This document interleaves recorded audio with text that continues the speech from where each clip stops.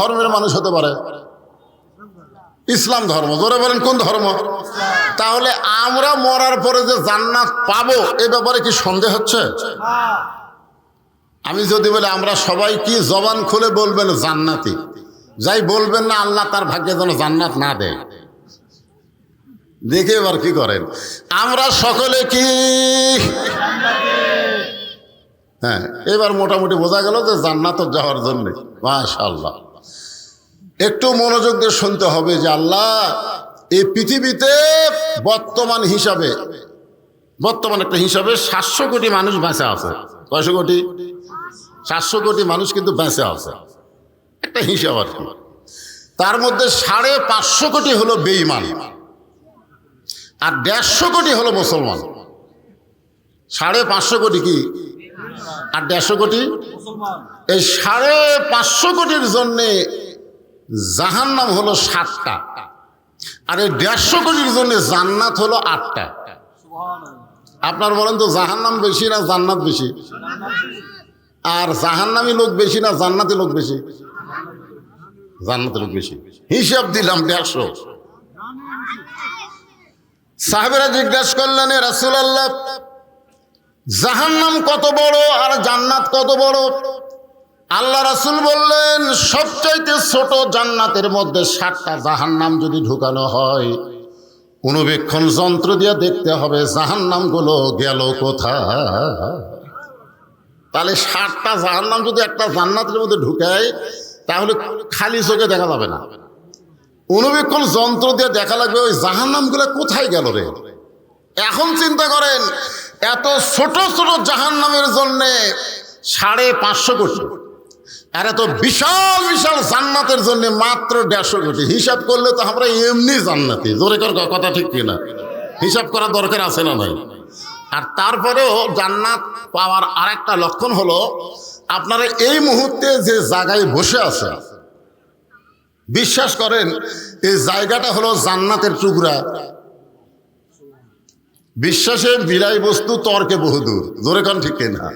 এখন যদি কেউ বলেন হুজুর আপনারা যে বলেন যে এটা জান্নাতের বাগান, তো জান্নাতের বাগান যদি এরকম ব্যবসায়ী হয়, একটু পানি হলি আর বসা যায় না, পরে থিংতে বসা লাগে, তাহলে জান্নাত তো খুব একটা ভালো না। কি মনে করতেছেন? মানে বিশ্বাসে মিলাই বস্তু, একটা কথা আছে না নাই? বিশ্বাসে মিলাই বস্তু, তর্কে বহুদূর। আপনি তর্ক করলে হবে না, তো ইমানের ব্যাপারে কোনো তর্ক চলবে? তাহলে এখন চিন্তা করেন, একটা হিসাব করে দেখলাম আমরা এমনি জান্নাতি। একজন খালি সুবহানাল্লাহ করলো, বাদ বাকি করলো না। মনে হচ্ছে হুজুর তো জান্নাত পাওয়া সহজ করে দিল। আমরা মুসলমান হয়েও যদি জান্নাত পাওয়া কঠিন মনে করি, তাহলে অন্য জাতের লোকেরা কি মনে করবে? আপনারা বলেন তো, বাবার সম্পত্তি পাওয়ার ব্যাপারে সন্তানের কোনো সন্দেহ আছে? আছে? যদি সন্তান গ্রামের মধ্যে বলে বেড়ায় বাবার সম্পত্তি পাই কি না পাই, তখন গ্রামের লোক বলবে তোর জন্মে ভেজাল আছে। জোরে কথা ঠিক কিনা? তোর জন্মে ভেজাল না থাকলে বাবার সম্পত্তি পাওয়ার ব্যাপারে তো সন্দেহ হয় কেন? আজকে মুসলমান দাবি করার পরেও যদি বলে জান্নাত পাই কিনা পাই, বুঝতে হবে তার ধর্মের মধ্যেও ভেজাল ঢুকছে। জোরে কথা ঠিক কথা কর না কেন? আপনাদের মধ্যে কি ভেজাল আছে? তাহলে আমরা সবাই কি একের 60টা বলবেন জান্নাতে? যারা দাঁড়িয়ে আছেন আপনাদের ভাব কি? হ্যাঁ, কি ভিজা নাকি? ভিজা? আসলে বৃষ্টি হয়েছে তো সকালবেলায়, এখনো পর্যন্ত পুরোপুরি শুকনা হয়নি। একটু বসেন, কি করবেন? আজকে ভিজা জায়গায় বসলেন, আপনার পেছন সাইজটা যদি ভিজাই যায়, আর আল্লাহ যদি বলে আমার কোরআন শোনার জন্যে যারা পেছন সাইড ভিজাই দিল, আমি ওই দেহের জন্য জাহান্নামকে হারাম করে দিলাম। যদি আল্লাহ এরকম একটা তাওফিক দিয়ে দেয়, তাহলে আপনারা বলেন তো বসলে লাভ না খাড়া হয়ে লাভ? বসলেই লাভ। এই জন্য বলবো আপনারা সবাই ইনশাল্লাহ দাঁড়া না থাকে বসার চেষ্টা করেন। তাহলে যেই কথা বলতেছিলাম, ভাগ্য করে এমন একজন নবী পাইছি, যেই নবী জান্নাতের মধ্যে যখন প্রবেশ করলেন, ফেরেশতা জিবরাইল বললেন, রাসূলুল্লাহ আপনি যদি জান্নাত থেকে বের না হন, আল্লাহ আপনাকে বের করে দিবার পারবেও না। আল্লাহকে ওয়াদা খেলাপ করে, লা ইউখলিফুল মিআদ, জোরে কোন লা ইউখলিফুল মিআদ। আল্লাহ কোনোদিন ওয়াদা খেলাপ করে না। আল্লাহ যদি বলে জান্নাতে কেউ প্রবেশ করলে ফাদখুলুহা, কেউ যদি প্রবেশ করে খালিদিন, সে চিরস্থায়ীভাবে জান্নাতে থাকবে, আল্লাহ কে ওয়াদা খেলাপ করবে? তাহলে আপনি যদি জান্নাত থেকে বের না হন, আল্লাহ আপনাকে জান্নাত থেকে বের করে দিবে না। ওগো আল্লাহর নবী, আপনি খামাখা দুনিয়াতে আবার যায় কি করবেন? কারণ দুনিয়া হলো কষ্টের জায়গা, সবার জন্য না। আপনারা বলেন এই দুনিয়া কি সবার জন্য কষ্ট? রাসূল বলেছেন আর দুনিয়াও সিজনুল মুমিনিন। মুমিন দাবি করে অথচ জেলখানার যায়নি, মুমিন দাবি করে অথচ জেলখানার যায়নি। হয়তো বলবেন হুজুর অনেক খারাপ মানুষ সন্ত্রাসী করেও তো জেলখানার যাচ্ছে। এই জেলখানা মানে সেই জেলখানা না।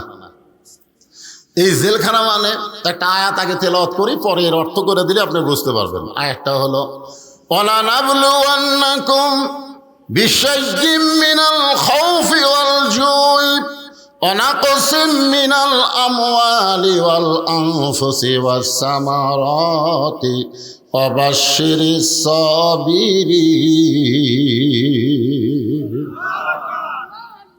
আল্লাহর কোরআন শুনলে যে ঈমান বাড়ে, সে আয়াতেরই কিন্তু আজকে তাফসীর হবে। আমি সে আয়াতই কিন্তু খুতবার মধ্যে তেলাওয়াত করছি। আয়াতের একটা অংশ হলো যাদাতুহুম ঈমানান ওয়া ইযা তুলিয়াত আলাইহিম আয়াতুহু যাদাতুহুম ঈমানা। মানে কোরআনের আয়াত শোনার পরে ঈমান বাড়ে না কমে? তো ঈমান বাড়ার লক্ষণ কি চুপ থাকা? আজকে আমাদের বাংলাদেশের মুসলমানের ঈমান খুবই দুর্বল, যার কারণে বাতিলের কাছে চুপ হয়ে গেছে। জোরে এখন কথা ঠিক কিনা? জালেমের জুলুমের কাছে চুপ। সবাই বলতেছে কথা বললেই বিপদ, ভাই চুপ থাকাই ভালো, জীবন বাঁচান ফরজ। হাইরে জীবন বাঁচান ফরজ, ঈমান যাহাই হয়ে দেখ ভাই, জীবন বাঁচান লাগবি ভাই, কথা বলা যাবে না। এই খালি কথা না বলার কারণে আজকে বাংলাদেশে জালেমের জুলুম বাড়তেছে দিন দিন। জোরেকার কথা ঠিক কিনা? কথা বলা লাগবে। আল্লাহর কোরআন তেলাওয়াত শুনলেন, দুই একজন আল্লাহ আকবার করলেন, বাদ বাকি করলেন না। ফেরেশতারা বলবে আল্লাহ এরা আর আল্লাহ আকবার বললো, আর এরা করলো না, কারণ কি? আল্লাহ বলবে যারা আল্লাহ আকবার বলেছে এরাই মুসলমান, আর যারা বলেনি এরা মুসলমানের মধ্যে কি? আমি আর করলাম না, আপনারাই করলেন। আল্লাহ কোরআনে বলেন ওয়ামিনান নাসি মান ইয়াকুলু আমান্না বিল্লাহি ওয়া বিল ইয়াউমিল আখিরি ওয়া মা হুম বিমুমিনিন। মানুষের মধ্যে এমন কিছু মানুষ আছে বুঝলেন, যারা বলে আমরা আল্লাহকে বিশ্বাস করি, আখিরাতকে বিশ্বাস করি, আল্লাহ বলেছে, এরপরেও তারা মুমিন না। এরপরেও তারা কি নয়? তারা মুমিন নয়, তারা হলো মুনাফিক। আর মুনাফিকের আবাদ কিন্তু কাফের বেঈমানদের মধ্যে হয় না, মুনাফিকের আবাদ হয় মুসলমানের ভিতরেই। জোরে কার কথা ঠিক কিনা? এখন থেকে কোরআনে আয়াত তেলাওয়াত শুনলে সবাই একটু আল্লাহ আকবার বলবেন, খুশি হবেন কে? আরো জোরে বলেন। দুনিয়া হলো কষ্টের জায়গা। আল্লাহ নবী যেই বছর মেরাজ করেছেন ওই বছর রাসূলের জীবনে 3টা কষ্ট গেছে। জোরে বলেন কয়টা? 1 নম্বর কষ্ট হলো নবীর চাচা আবু তালেব মারা গেছে। অনেকেই বলবেন হুজুর চাচা মরলে ভাস্তার কি হয়? বাপ চাচার মধ্যে গন্ডগোল কম হয় না বেশি হয়? এই রাস্তাটা জায়গা যখন সরকার 10 গুণ দাম বাড়িয়ে দিছে, দেখবেন এই 2 হাত জায়গার জন্য 2 ভাইয়ের মধ্যে গন্ডগোল লাগছে। জোরে কোন লাগে কি লাগে না? তো এখন যে 2 ভাই গন্ডগোল করে, বাচ্চা কাচ্চা কি বলবে? চাচা মরাই ভালো। জোরে কোন কথা ঠিক কিনা? এই চাচা খালি বাবার সঙ্গে গন্ডগোল করে রে। এই জন্য বাংলাদেশের চাচা বললে ভাস্তারা খুব একটা মন খারাপ করে না। কিন্তু আল্লাহ নবীর যে চাচা মারা গেলেন, উনি এত কান্না কাঁদছেন, সাহাবারা জিজ্ঞাসা করলেন, ইয়া রাসূলুল্লাহ চাচা মরে যাওয়ার পরে আপনি এত কাঁদতেছেন? আল্লাহর নবী বললেন, মায়ের পেটে আমি এতিম ছিলাম, কিন্তু দুনিয়াতে আসার পর আমি এতিম ছিলাম না। মায়ের পেটে থাকতে আমার বাবা মারা গেছে, কিন্তু দুনিয়াতে আসার পরে আমার চাচা আবু তালেব আমাকে এমনভাবে দরদ দিয়ে লালন পালন করেছে, আমার বাবা নাই এটা আমি বুঝতেই পারিনি। সেই চাচা মারা যাওয়ার কিছুদিন পরে আল্লাহ রাসূলের দরদের বিবি খাদিজা মারা গেলেন। আপনি বলেন কিসের বিবি? বলেন কি বিবি? দরদের বিবি। আমাকে যে বউগুলো আছে এগুলো কি দরদের না আদরের? হ্যাঁ, প্রথম কেউ যদি দুই বিয়া করেন, এরকম যদি কেউ থাকেন যে দুই বিয়া করছেন, তাহলে বুঝবেন প্রথম বউ কিন্তু দরদের বউ, আর পরের বউ হলো আদরের বউ। পরের বউকে যত আদর দিবেন ওই তত আপনাকে ভালোবাসবে, আর প্রথম বউকে আদর না করলেও তার এমন দরদ তৈরি হবে, সেই দরদের বিবির নাম হলো খাদিজাতুল কুবরা। তিনি মারা যাওয়ার কিছুদিন পরে আল্লাহর নবী তাইফে গেলেন। তাইফবাসীরা নবীকে এমন পাথর মারল, গোটা দেহ রক্তাক্ত হয়ে গেল। ওই বছরই আল্লাহ তাআলা নবীকে মেরাজ করালেন। তাহলে কয়টা কষ্ট গেল? তিনটা কষ্টের পরে আল্লাহর কাছে যাওয়া কষ্ট না শান্তি? এখান থেকে ফরমান হলো যে মুসলমানেরা যত বেশি কষ্ট করবে আল্লাহ তাকে তত উন্নত মানের শান্তি দিয়ে দিবে। এখন সুবহানাল্লাহ। এটা আমাদের নবীর মাধ্যমে আল্লাহ আমাদেরকে দেখাইয়া দিয়েছে। কারণ আমাদের নবী আমাদের কি? আমাদের নবী আমাদের কি জানেন না? লাকাদ কানা লাকুম ফি রাসূলিল্লাহি উসওয়াতুন হাসানাহ। আল্লাহ বলেছেন সফলতা যদি অর্জন করতে চাও রাসূলকে তোমাদের আদর্শ হিসাবে গ্রহণ করে নাও। এ কথা কার? আল্লাহ। ফেরেশতা জিবরাইল বলেন, হুজুর আপনি যদি বার না হন আল্লাহ আপনাকে বার করে দিবে না। সঙ্গে সঙ্গে আল্লাহ নবী বললেন, জিবরাইল আল্লাহ যদি আমাকে জান্নাতে থাকার জন্য ঢুকতে বলতো আমি জান্নাতে ঢুকতামই না। আল্লাহ শুধু দেখার জন্য জান্নাতে ঢুকতে বলেছেন। আমি আমার জন্য জান্নাত দেখতেছি না, আমি দেখতেছি আমার উম্মতের জন্য আল্লাহ কেমন জান্নাত বানাইছে। কথাটার মধ্যে গুরুত্ব কম না বেশি? যে আমি আমার জন্যে জান্নাত দেখতেছি না, আমি দেখতেছি কার জন্যে? আল্লাহর জন্যে, উম্মতের জন্য, মানে আমাকে জন্য। আমি সেই দিন জান্নাতে থাকার জন্য ঢুকবো যেদিন আমার সমস্ত উম্মতকে আল্লাহ জান্নাত দিবে।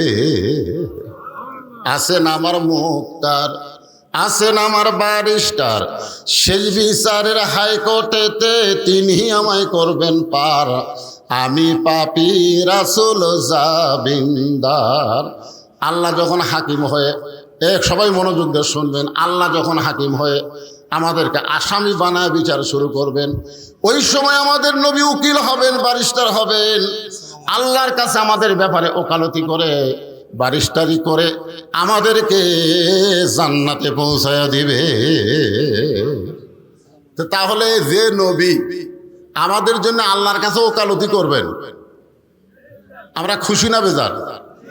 মানজাল্লাযী ইয়াশফা ইনদাহু ইল্লা বিইজনিহি। ভাগ্য গুণে আল্লাহ আমাদেরকে সেই নবীর উম্মত হিসেবে কবুল করেছেন। খুশি না বেজার? তাহলে আমার সঙ্গে সবাই একটু বলবেন, নবী না হয়ে দুনিয়ার, না হয়ে ফেরেশতা আল্লাহর, হয়েছি উম্মত আপনার, তার তরে শুকুর। এই জায়গায় যে আমি বলি না, এটা আপনাদের মুহূর্তে শোনার জন্য। আপনারা করেন হাজারবার। এখন বলেন তো হাজারের খাওয়া আছে। এই গজল যখন লেখছে তখন হাজারের খুবই দাম আসলো। সেই সময়কার মানুষ হাজারের উপরে হয়তো হিসাবই জানতো না, এই জন্য হাজার বার কইছে। বর্তমানে হাজারের কোনো খাওয়া আছে? তাহলে আপনারা হাজার বার করেন, হাজারের উপরে কোনো হিসাব আপনারা জানেন না? কথা কয় না কেন? পিছন থেকে একজনের লাখও বার, আবার লাখের উপর জানে না। হ্যাঁ, কোটির উপরে তো নাই, কোটি কোটি বলা যাবে, কিন্তু কোটির উপর আবার কি আছে? এখন মিলিয়ন বিলিয়ন টিলিয়ন এগুলো আমরা বাংলার মানুষ বুঝি না ভাই, আমরা কোটি বুঝি। তোর এখন কথা ঠিক কিনা? তার তরে শুকুর কোটিবার। এমন একজন নবীর উম্মত হওয়াতে আমরা খুশি না বেজার? তাহলে জবান খুলে আর একবার বলি আলহামদুলিল্লাহ।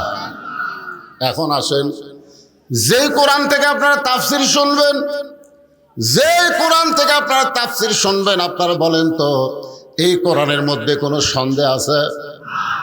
নির্ভেজাল একটা কিতাব, আল্লাহ আমাদেরকে হেদায়েত স্বরূপ দান করেছে। না, রিপ্লে নাই। এটা কি আল্লাহ আমাকে দেয়নি না অন্য কেউ দিছে? আল্লাহ আমাকে কেমন একটা কিতাব দিলেন, যে কিতাবের শুরুতে আল্লাহ বললেন জালিকাল কিতাবু লা রাইবা ফীহি হুদাল্লিল।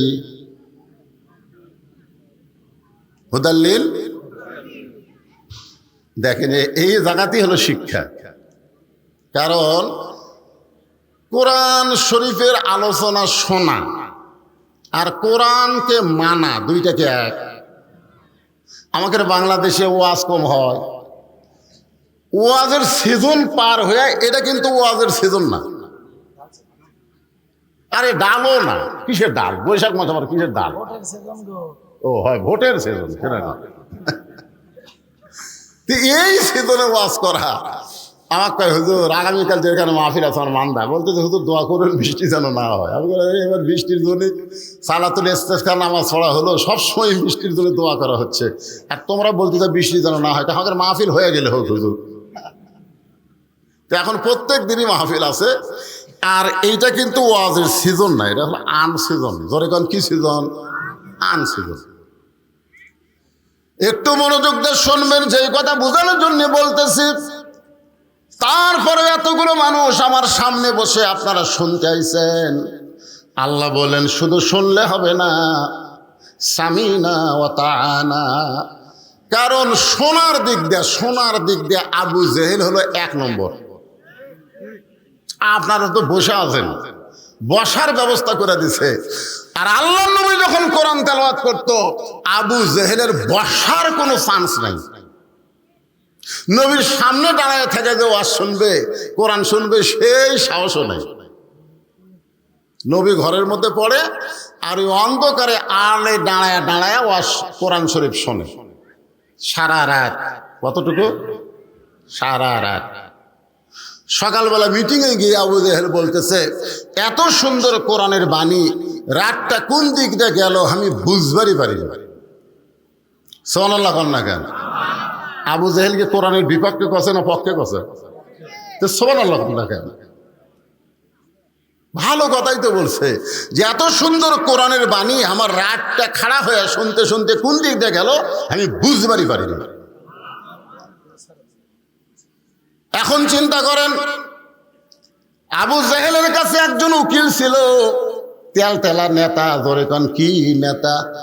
তেলতেলা। ওই তেলতেলার নাম হলো আবু সুফিয়ান।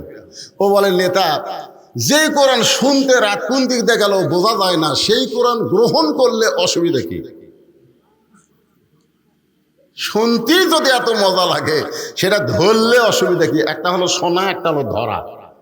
আপনারা বলেন, আমাদের যে যুবকগুলো শুনতেছে, এদেরকে যদি এখন বলা হয় এই কোরআন শরীফটা একটু ধরো তো বাবা, ধরবে ধরবে? ওরা চিন্তা করবে আমার যে শরীরের অবস্থা ভাই, এখন এটা ধরার কোনো উপায় নাই। হ্যাঁ, কোরআন শরীফ ধরবার গেলে প্রথম শর্ত হলো লা ইয়ামাসসুহু ইল্লাল মুতাহহারুন। ততক্ষণ পর্যন্ত তুমি ধরা তো দূরের কথা, কোরআন স্পর্শই করতে পারবে না যতক্ষণ তুমি পবিত্র না হবা। তাহলে কোরআন ধরতে গেলে যদি পবিত্র হওয়া লাগে, সেই কোরআন কেউ যদি গ্রহণ করে, সেই মানুষটা কত ভালো মানুষ হবে। আজকে তাফসীরুল কোরআন মাহফিলে আমাদের জানার অধিকার আছে না নাই? আমি সেই কথাগুলোই তো আপনাদের একে একে বলবো ইনশাআল্লাহ। ইতিমধ্যে একজন নেতা এসে গেছে, আর নেতা আসবে না? না, এমপি সাহেব আসছে না? আপনি সাহেব?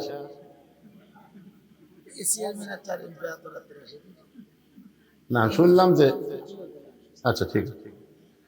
আপনারা ভোটের আগে অসুস্থ হন না পারে, কিন্তু ভোটের পরে অসুস্থ হন, এটাই সমস্যা আছে। ঠিক না, আমি সময় দিলাম তো, আমার খুব মহব্বতের মানুষ।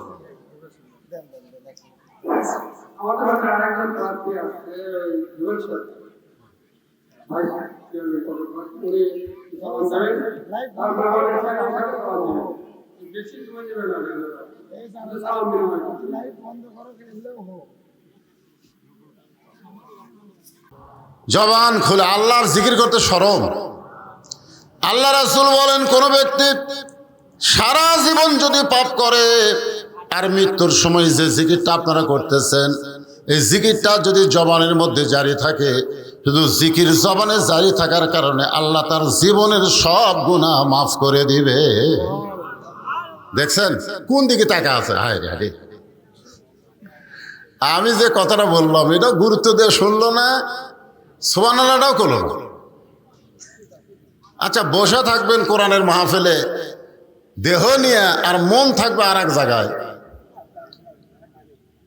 এই যে একটা গান নাই, একজন মানুষ হইয়া তুমি কয়জনকে বিলাও মন, কি একটা গান, নতুন একটা গান নামেনি, একজন মানুষ হইয়া তুমি কয়জনকে দিবা মন। তা আপনি বসে আছেন দেহ নিয়ে মাহফিলে, মন আর একদিকে, এ পেঁচাল ফেলা কোনো কাম হবে? আগেকার দিনে দেখছেন টিউবওয়েলের তলে জগ কিংবা কলস দিয়ে মানুষ পানি ভরে আনতো। আগে দেখেন না আপনারা, ওই কলস থুয়ে থুয়ে জায়গাতে এমন ক্ষয় হতো যে কলস থুলি দেখবেন আটকে যেত, মানে ক্ষয়ের মধ্যে থাকতো। কিন্তু একটা লোক কলস রাখছে, মুখটা টিউবওয়েলের মুখে বরাবর রাখেনি, কলস ঠিকই আছে কিন্তু মুখ একটু বেঁকা করে তুলছে। ওই সমানে পানির চাপ দেয়, কলসের গা ধুয়ে যায় কিন্তু ভিতরে ঢোকে না। তার মানে কি বুঝতেছেন? মুখে মুখে লেভেল হওয়া লাগবে। জোরে কারণ ঠিক কিনা বলেন? আমার কথা আপনাদের মন একেবারে অ্যাডজাস্ট না হলে কাম হবে না। যারা পিছনে দাঁড়িয়ে আছেন ভাইজানেরা, আল্লাহর সোনার সানেরা, বসেন বসেন বসেন। হ্যাঁ, যুবকদের জন্য আজকে একেবারে একটা কমপ্লিট ওয়াজ হবে ইনশাল্লাহ। বসো যুবকেরা, বসো। তাহলে যে কথা বলতে বলতে আমার সান্নু ভাই কথা শুরু করলেন, আমার সেই কথাটা হলো শুধু কোরআন শুনলে হবে না, আল্লাহর কোরআনকে কি করা লাগবে? গ্রহণ করা লাগবে। জোরে কোন কি করা লাগবে? আল্লাহর কোরআনকে যদি আমরা গ্রহণ করতে পারি তাহলে আমরা কেমন মানুষ হব? যত বড়ই মাস্তান হই, যত খারাপই হই না কেন, কোরআন গ্রহণ করার আগে কিন্তু কোরআন গ্রহণ করার পরে আর কেউ খারাপ থাকে নাই। আবু জেহেল শুনিছে, গ্রহণ করেনি, এই দিন এই শালা ভালো হয়নি। জোরে খান কথা ঠিক কিনা? শুনিছে। এখন আপনারা কি আবু জেহেলের মধ্যে খালি শুনবেন?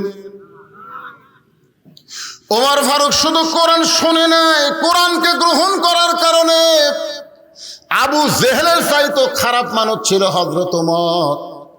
আবু জেহেল নবীকে হত্যা করার জন্য কোনোদিন নাঙ্গা তরবারি নেয়নি, নবীকে মারার পরিকল্পনা করেছে কিন্তু ডাইরেক্ট মারার জন্য অস্ত্র হাতত নেয়নি। আর উমর ফারুক ডাইরেক্ট মারার জন্য তরবারি হাতত নিয়েছে। কতক্ষণ ঠিক কিনা? তাহলে আবু জেহেল চোরের মতন কোরআন শুনে আর পরিবর্তন হলো না, আর উমর ফারুক নবীকে মারতে গিয়া আল্লাহর কোরআন শুধু শোনে নাই, কোরআনকে গ্রহণ করার কারণে এমন পরিবর্তন হয়ে গেল, সবচাইতে খারাপ মানুষটা সবচাইতে ভালো হয়ে গেল। জোরে করে কথা কন না কেন? যে কোরআন থেকে আপনার তাফসীর শুনবেন, এই কোরআনের 23টা আয়াত। কয়টা আয়াত? 23টা আয়াত আল্লাহ হযরত উমরের শানে নাজিল করছে।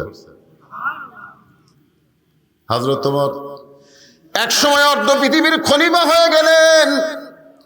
এই যে আপনাদের উপজেলার খলিফা, আবার সামনে নির্বাচন, আবার খলিফা হবার চাই। খলিফা মানে আপনারা আরবিতে বুঝতেছেন না, চেয়ারম্যান। সান্নু ভাই ঠিক কিনা বলেন?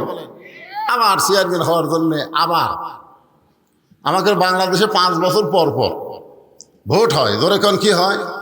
এখন আপনারা দিবার পারেন কি না পারেন সেটা আপনাদের ব্যাপার। হয়তো হয় কি না হয়, ওগুলো কোনো আলোচনা আমি করবো না। এগুলো আলোচনা করলে সাধারণপুর আবার নিষিদ্ধ হয়ে যাবো, দরকার নেই। খালি তেল তেল আওয়াজ করে দেবো আল্লাহর কোরআনের উপর। কি হয়? এই শুনতে আপত্তি আছে? হ্যাঁ, আল্লাহর কোরআনের কথা শুনতে কোনো আপত্তি আছে? তাহলে যেই মানুষটা সবচাইতে খারাপ মানুষ ছিলেন, সেই মানুষটা সবচাইতে ভালো মানুষ হলেন কোরআন শুনে না কোরআন গ্রহণ করে। এখন আপনারা বলেন কোরআন শুনবেন না কোরআন গ্রহণ করবেন? আল্লাহ তাআলা এই কোরআনের কারণে হযরত ওমরকে বাংলাদেশের মতন ৯৬টা দেশের চেয়ারম্যান বানায়া দিছে। বাংলাদেশের মতন কয়টা? একটা উপজেলা, সাধারণপুর উপজেলা। বাংলাদেশের মতন ৯৬টা দেশের চেয়ারম্যান আল্লাহ হযরত ওমরকে বানাই দিলেন শুধুমাত্র কোরআনকে গ্রহণ করার কারণে। জোরে কারো সুবহানাল্লাহ। এখন বাংলাদেশের মতন ৯৬টা দেশের চেয়ারম্যান হয়ে হযরত ওমরের অহংকার কেমন, ফুটানি কেমন, মাস্তানি কেমন। আপনাকে ইউনিয়নের চেয়ারম্যানেরই যে মাস্তানি। জোরে কোন কথা ঠিক কিনা? এখন হযরত ওমর বাংলাদেশের মতন ৯৬টা দেশের চেয়ারম্যান হওয়ার পরে আল্লাহর কোরআনকে গ্রহণ করার কারণে তার চরিত্রটা কেমন হলো একটা দৃষ্টান্ত দিলি আপনারা বুঝতে পারবেন। জুমার দিনে হযরত ওমর যখন মসজিদের মেম্বরে দাঁড়ায় খুতবা দিচ্ছেন, আরবিতে বলা হয় খুতবা, বাংলাতে বলা হয় ভাষণ। হযরত ওমর যখন মসজিদের মেম্বরে দাঁড়ায় খুতবা দিচ্ছেন, এমন সময় একজন সাহাবী মাঝখান থেকে দাঁড়িয়ে বলে, আমিরুল মুমিনিন, আপনার খুতবা শুনবো না। আপনার খুতবা শুনবো না। চিন্তা, এ কথা যদি কেউ আপনারা বলতেন,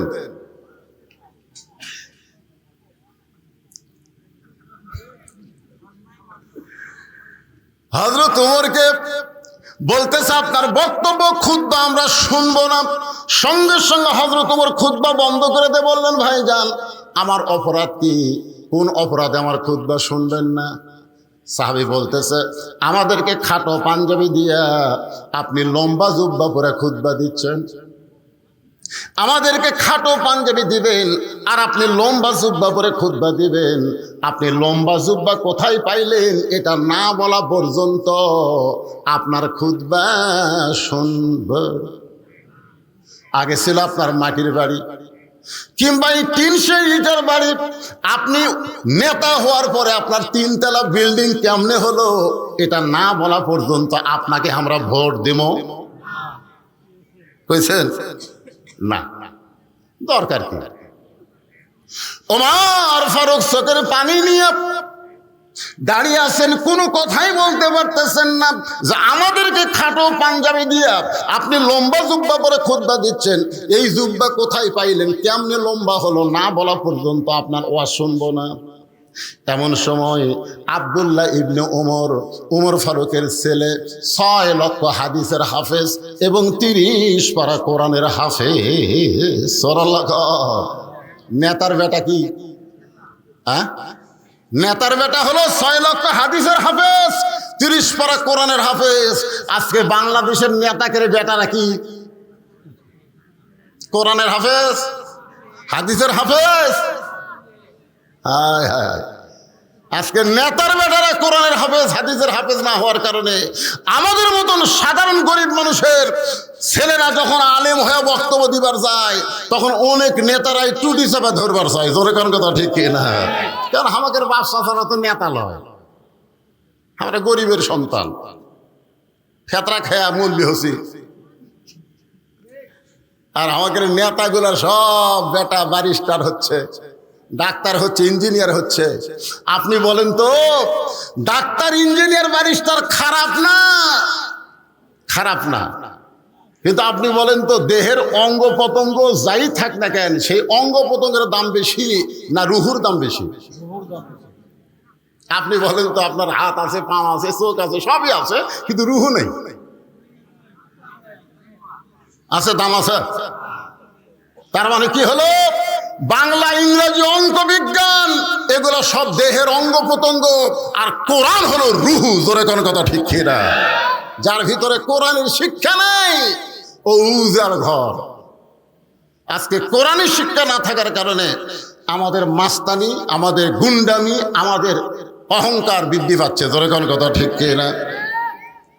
৬ লক্ষ হাদিসের হাফেজ, ৩০ পারা কোরআনের হাফেজ আব্দুল্লাহ ইবনে ওমর বাবার পাশে দাঁড়ায় বলতেছে, রে নবীর সাহাবীরা, তোমরা খাটো পাঞ্জাবি হলো তো নতুন কাপড় পরে নামাজ পড়বার আইছো, কিন্তু আমার পরনে দেখো নতুন কোনো কাপড় নাই।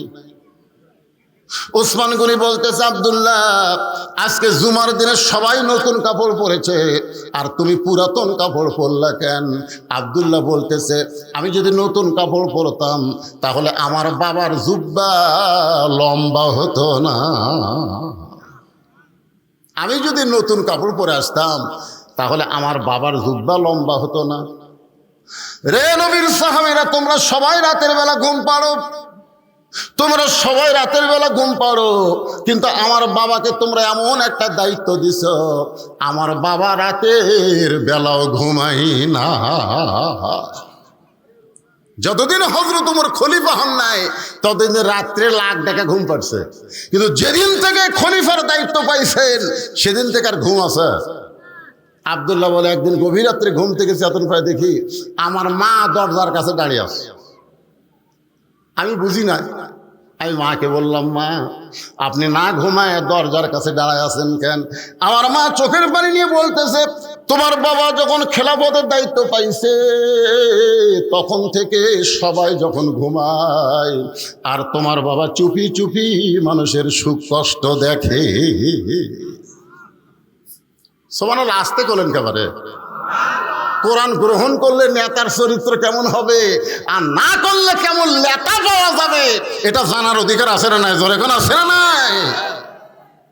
একটা সাধারণ মানুষ কিছুই করতে পারে না, একজন নেতা অনেক কিছুই করতে পারে। জোরে কোন কথা কন না। আজকে বাংলাদেশের প্রধানমন্ত্রী 564টা মসজিদ বানাচ্ছে, কারো কাছ থেকে 1 টাকা দান লিছে? এ কথা কন না কেন? ফেতারা তুলিছে?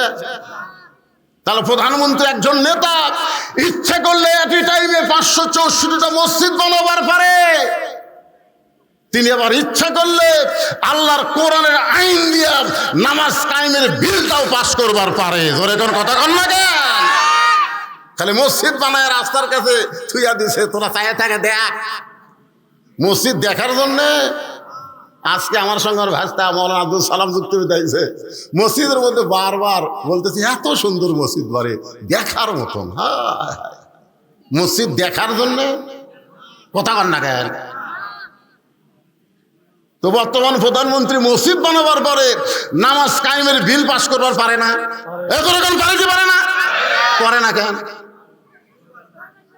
আজকে যদি নামাজ কায়েমের বিল পাস হতো বাংলাদেশে, তাহলে আমাদের যুবকের হাতে 5G 6G মোবাইল থাকলে কোনো টেনশন করা লাগতো না, কারণ তারা অশ্লীল ভিডিও দেখবার গেলে নামাজ পড়ার কারণে তার ইমান বলে দিত, তোর কেউ না দেখলো তোকে আল্লাহ দেখতেছে। জোরে কর কথা, ঠিক কি না?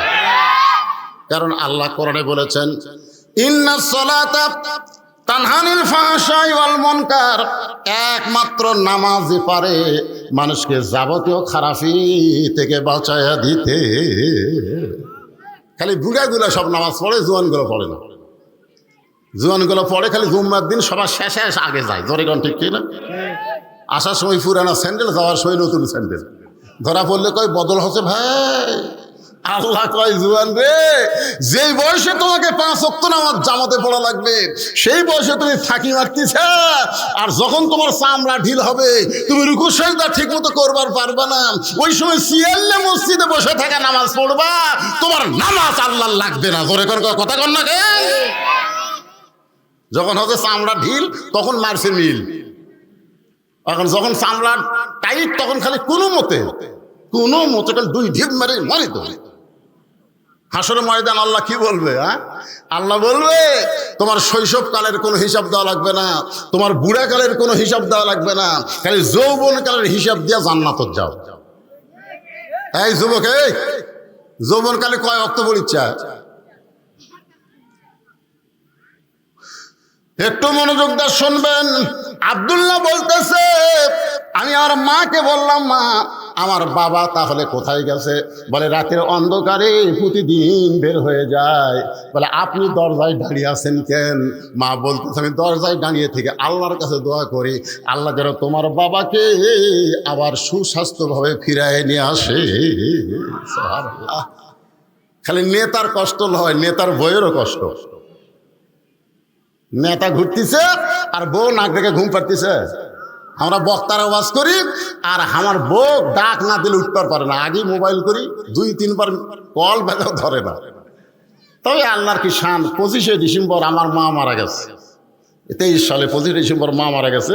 আমি যতদিন ওয়াজ করে মা যে ঘরে ঘুমাই ওই ঘরে জানলা দিয়ে গেছি, খালি আমার জুতের শব্দেই মা বলে বাবা আমি চেতন আছি। কিন্তু সেই দরদের মা বিদায় দিছে। আপনাদের যাদের মা নাই তারা বুঝতেছেন।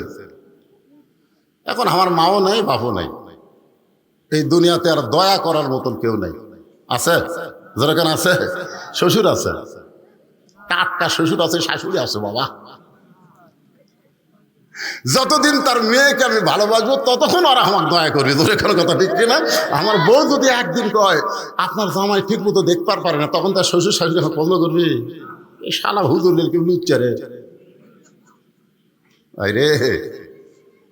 বাবার মতন আপন বন্ধু নাই রে দুনিয়ায়, মায়ের মতন আপন কেহ নাই রে দুনিয়ায়, মা জননী নাই রে যাহার এই দুনিয়ায় তাহার কেহ নাই। এই গানটা গাইলে গুনাহ হবে না? সবাই বলেন মায়ের মতন আপন কেহ নাই রে দুনিয়ায়। ওমর ফারুক রাতের অন্ধকারে ঘুরতে ঘুরতে হঠাৎ দেখতে পাই মদিনার মরুভূমির মধ্যে তাঁবু টাঙ্গানো হয়েছে। ওই তাঁবুর মধ্যে দুইটা বাচ্চা ক্ষুধার জ্বালায় মা মা বলে কাঁদতেছে, আর মা খালি বলতেছে একটু ধৈর্য ধরো, গোস্ত সিদ্ধ হলেই তোমাদের খাবার দেব। ওমর ফারুক চিন্তায় পড়ে গেলেন। এই মরুভূমির মধ্যে মেয়ের কণ্ঠে শোনা যায় দুইটা বাচ্চা মা মা বলে কাঁদতেছে। ওমর ফারুক যেদিন থেকে খলিফার দায়িত্ব পাইছে সেদিন থেকে ঘোষণা করেছে ফোরাতের কিনারায় যদি একটা কুত্তা না খায় মরে, এ কারণেও আল্লাহ ওমরকে ছাড় দিবে না। দায়িত্ব আছে না নাই? যেরকম আছে না নাই? এখন আমরা অনেকে ইচ্ছা করে এরকম দায়িত্ব নিবার চাই। ভাই রে, দায়িত্ব খালি নিতে হবে না, দায়িত্ব পালন করা লাগবে। যেরকম ঠিক কিনা? ওমর ফারুক তাঁবুর কাছে গিয়ে বললেন মা তুমি কেমন মা? দুম্বার গোস্ত সিদ্ধ করলে বড়দের 8 ঘন্টা লাগতে পারে, উটের গোস্ত সিদ্ধ করলে বড়দের 1 ঘন্টা লাগতে পারে। এত গভীর রাত হয়ে গেছে, এখন পর্যন্ত তোমার গোস্ত সিদ্ধ হয় না, তোমার বাচ্চারা ক্ষুধার জ্বালায় কান্দে, তুমি কেন বাচ্চাদের খাবার দাও না? মেয়েটা বলে পথিক আমার বাড়ি হলো ইয়ামিন দেশে। ওমর ফারুককে বলে পথিক এই গভীর রাত্রে যখন তুমি এমন কথা বলতেছ তাহলে শোনো, আমার বাড়ি হলো ইয়ামিন দেশে, আমি মদিনায় আইছি খলিফা উমরের কাছে। বিকেলবেলা আমার এতিম সন্তানকে উমরের কাছে যাব, কিন্তু এত মানুষের ভিড় আমি উমরের কাছে যাবার পারি নাই। রাতের বেলা একটা তাঁবু টাঙ্গায়া আজকে রাতটা কোনো মতে পাড়ি দিয়ে সকালবেলা উমরের দরবারে যাবার চাই, কিন্তু আমার 2টা সন্তান ক্ষুধার জ্বালায় খালি মা মা বলে কান্দে। আমি ওদের সান্ত্বনা দেওয়ার জন্য পাতিলের মধ্যে পানি আর পাথর দিয়া নিচে আগুন জ্বালায় বলতেছি বাবা গোস্ত সিদ্ধ হলেই তোমাদের খাবার দেব। আমি মনে করেছিলাম এই সান্ত্বনা কথা শুনে এক সময় আমার বাচ্চারা ঘুমায় যাবে, কিন্তু আমার বাচ্চাদের পেটে এত ক্ষুধারি পথিক, আমার বাচ্চারা খালি কাঁদতেছে। আমার পাতিলে কোনো গোস্ত নাই, পাথর কি কোনোদিন সিদ্ধ করা যায়? সঙ্গে সঙ্গে ওমর ফারুক বললেন মা তুমি একটু ধৈর্য ধরো মা। এক দৌড়ে বাইতুল মালের দরজায় গিয়ে বললেন আসলাম 1 বস্তা খাদ্য আমার মাথায় উঠে দে। আসলাম বলতেছে আমিরুল মুমিনিন, আপনি হলেন খলিফা, আমি হলাম চাকর, বস্তা নিয়ে কোথায় যাওয়া লাগবে আমারে বলেন। ওমর ফারুক বলে আসলাম দে, একজন পাপের বোঝা আর একজন কেউ মাথায় নেবে না, দে তাড়াতাড়ি মাথায় উঠে দে। আসলাম যখন খাবারের বস্তা ওমরের মাথায় উঠে দেয়, ওমর ফারুক বস্তা মাথায় নিয়ে এত জোরে দৌড় মারে। আসলাম বলতেছি আমিরুল মুমিনিন, ওজনের বস্তা নিয়ে দৌড়াইলে আপনি পড়ে গিয়ে আপনার কষ্ট হবে। ওমর ফারুক বলে আসলাম রে, সময় মতো যদি যাবার না পারি তাহলে জাহান্নামের আগুনে উমরকে পড়তে হবে। এক দৌড়ে তাঁবুর কাছে গিয়ে বললেন মা বস্তার খাবার থেকে রুটি আর হালুয়া তৈরি করো। মা রুটি হালুয়া তৈরি করে যখন ওমরের হাতে দেয়, ওমর ফারুক 2টা সন্তানকে 2 উরাতের উপরে বসায়া রুটি হালুয়া যখন মুখে দেয়, বাচ্চাগুলো বারবার ওমরের মুখের দিকে ফেল ফেল করে তাকায়। উমরের চোখটা দর দর করে পানি পড়ে। দুইটা বাচ্চা চোখের পানি মুছে দিয়ে বলে, কে গো, এই গভীর রাত্রে আমাদেরকে খাওয়ানোর পর এমন করে কাঁদতেছ? ওমর ফারুক বলে, আল্লাহ আল্লাহ, জাহান্নামের আগুন থেকে আমাকে বাঁচায়া দাও। মেয়েটা বলে, পথিক, আমি ভালো মানুষের নাম শুনেছি, ভালো মানুষের গল্প শুনেছি, জীবনে কোনোদিন দেখি নাই। আজকে তোমাকে ভালো মানুষ দেখলাম। আল্লাহ উমরকে না বানায় খলিফা, তোমার যদি খলিফা বানাইতো, মদিনা আল্লাহর জান্নাত হয়ে যেত। আব্দুল্লাহ বলতেছে, রে নবীর সাহাবীরা, তোমরা যখন সবাই ঘুমাও, তখন আমার বাবা চুপি চুপি গভীর রাত্রে আমার দরজার কাছে গিয়ে বলতেছে, আব্দুল্লাহ আব্দুল্লাহ আব্দুল্লাহ। 3 বার ডাক দেওয়ার পরে আমি চমকে গেলাম। গভীর রাত্রে বাবা আমার দরজায় ডাকতেছে, কারণ কি? দরজা খুলে তাকায় দেখি বাবার হাতে একটা কাপড়। আমি খুশি হয়ে বললাম, বাবা, নেতার বেটা হওয়ার মধ্যে লাভ আছে। নেতার বেটা হওয়ার মধ্যে কি আছে? বাইতুল মাল থেকে আমার একটা কাপড় দিছে, আবার রাত্রিবেলা আমাকে আর একটা দিবে রাখছেন। কি কর, নেতার বেটার একটা মোশন আছে না নাই? কথা কর না কেন? আগে সাইকেল চালাতো, এখন R15 চালায়, মোশন নাই। বাইতুল মাল থেকে আমার একটা কাপড় দিছে, আবার গভীর রাত্রে আমাকে আর একটা দিবার আইছেন। সঙ্গে সঙ্গে ওমর ফারুক আল্লাহর কোরআন থেকে তেলাওয়াত করলেন, ইন্নাল্লাহা ইয়ামুরুকুম আন তুআদ্দুল আমানাতি ইলা আহলিহা ওয়া ইযা হাকামতুম বাইনান নাস আন তাহকুমু বিল আদল। আল্লাহু আকবার কর না খের। আমি কার আয়াত করলাম? এই কার আয়াত? কোরআনের আয়াত। আল্লাহ কি বলতেছেন? ইন্নামাল মুমিনুনা আল্লাযীনা ইযা যুকিরাল্লাহু ওয়াজিলাত কুলুবুহুম ওয়া ইযা তুলিয়াত আলাইহিম আয়াতুহু যাদাতুহুম ঈমানাও ওয়া আলা রাব্বিহিম ইয়াতাওয়াক্কালুন। আচ্ছা, মাইকের সাউন্ড কি আপনারা ঠিক মতো শুনতে পাচ্ছেন? হ্যাঁ না? আপনাকে আমি তো বহু ওয়াজ করছি, ওয়াজের বয়স আমার 39 বছর। ওয়াজ করে করে আমি অভিজ্ঞ হয়ে গেছি। তো আপনাকে যেরকম আমার কথা রিপ্লে আসার কথাটা আসতেছে না, আমার কথাকে ঠিক মতো বুঝতে পারতেছেন না। কথা কয় না রে, যাচ্ছে 2 সামনে মাথা ঢোকায় না। কি ভাই, বোঝা যাচ্ছে না? এই যে মুরব্বী আলের উপর বসে আছে নাকি, আমি দেখি ওই দিক তাকা আছে।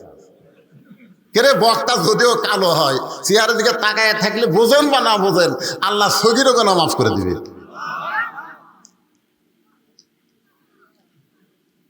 কি গুরুত্বপূর্ণ কথা আয়াত করলাম। 6 বছর ধরে আম বাগানে চাষ করছে। জ্যৈষ্ঠ মাসে দেখবার গেছে আম পাকছে কিনা, যা দেখে গাছের ডালে বসে ছোট্ট একটা বাচ্চা আম পাড়তেছে আর ব্যাগের মধ্যে তুলতেছে। বাগানের মালিক কয়, কে রে, আমি খাইনি, পরিবারের কেউ খায়নি, আর তুই আমার গাছে ছোট আম পাড়তেছিস, তোর বাপ হোক যা বিচার দে মোরে। ছেলে খালি মুসকে মুসকে হাসে। বাগানের মালিক বলে, হাসিস কেন? বলে, হাসার কারণ হলো আমার বাবা কোথায় খুঁজবার যাবেন, আমার বাবাও আর এক গাছের চড়িছে। দেখা দেখে আমার বাপ খালি আম পাড়ে আর বস্তা ভরায়। গাছের নিচে বসে কান্দের, বলে, আল্লাহ বিচার দিমু কার কাছে? বেটাও চোর, বাপও চোর। আজকে আমাদের বাংলাদেশের অবস্থা কি হয়ে গেছে? বিচার দিবের কার কাছে? সবাই চোর। জোরে কোন কথা ঠিক না? সব টাকা বিদেশে চলে যাচ্ছে, আর জিনিসপত্রের দাম দিন দিন যে হারে বাড়তিছে, কথা কলি ধরে এলে যাবি। জোরে কোন কথা ঠিক কিনা? বিচার দিমু কার কাছে ভাই? কান্দার কয়, তোর বিচার আল্লাহ করবি রে। আল্লাহ কয়, তারা তোর দুনিয়াত কি দুনি পাঠাতি রে? অন্যায়ের প্রতিবাদ করার জন্য পাঠানো হয়েছে। কুনতুম খায়রা উম্মাতান উখরিজাত লিন-নাস তা'মুরুনা বিল মারুফ ওয়া তানহাউনা আনিল মুনকার। তোমরা হলো শ্রেষ্ঠ জাত, শ্রেষ্ঠ উম্মত, যারা হক পথে মানুষকে আদেশ করবে, দাওয়াত দিবে, আর বাতিলের বিরুদ্ধে জিহাদ করবে। জোরে কোন কথা ঠিক কথা কম না? সবই যদি আল্লাহ করে, তাহলে ফিলিস্তিনি মুসলমান বাইতুল আকসার জন্য জীবন দিচ্ছে কেন? কথা কন। মসজিদ রক্ষা করার জন্য জীবন দিচ্ছে, আর আমাকে মসজিদে বুড়া নামাজ পড়ে, আর আলিয়া বেটা নামাজ পড়ে না, তাকে একদিন জিহাদের সুরে জোর করে নামাজের কথা কয় না, জোরে কার কথা, ঠিক কথা কর না কেন? ওরা মসজিদ রক্ষা করবে, ইহুদি যেন দখল না করে জীবন দিচ্ছে, আর বুড়া নামাজ পড়তেছে, আর আলিয়া খালি ঘুরে বেড়ায়। আর এক নামাজের কথা বলার কথা কোরআনে আছে না নাই? জোরে কান আছে না নাই? জিহাদের সুরে বলা লাগবে। এই কি না না না, বেটাকে এরকম বলা লাগবে কি, আমি বাদ নামাজ পড়ি, তুই নামাজ পড়িস না। ফজর নামাজ থেকে যদি নামাজ না ধরিস, আমার বাড়ির তোর জায়গা হবি না। আমি কষ্ট করে কামাই করি, খালি খালি খাস, আর আয়ার মতন ঘুরে বেড়াস। আল্লাহ নবী বলেছেন, কথা দিয়ে যদি না হয়, ওর পাশার কাপড় খুলে চাবুক মারো, শালা নামাজ পড়িস না। করছেন কোনদিন? করছেন? যে ভারত আমাকে বাবরি মসজিদ ভাঙ্গা দিল, 400 বছরের পুরাতন মসজিদ ভাঙ্গা ওই জায়গাটা রাম মন্দির বানালো ভারত। আপনারা বলেন তো, ভারতে কি মসজিদ বানানো মন্দির বানানোর জায়গা নাই? কতক্ষণ আছে না নাই? তাহলে বাবরি মসজিদ ভাঙ্গা ওই জায়গাতে মন্দির বানালো, তার মানে ভারত কি বুঝালো?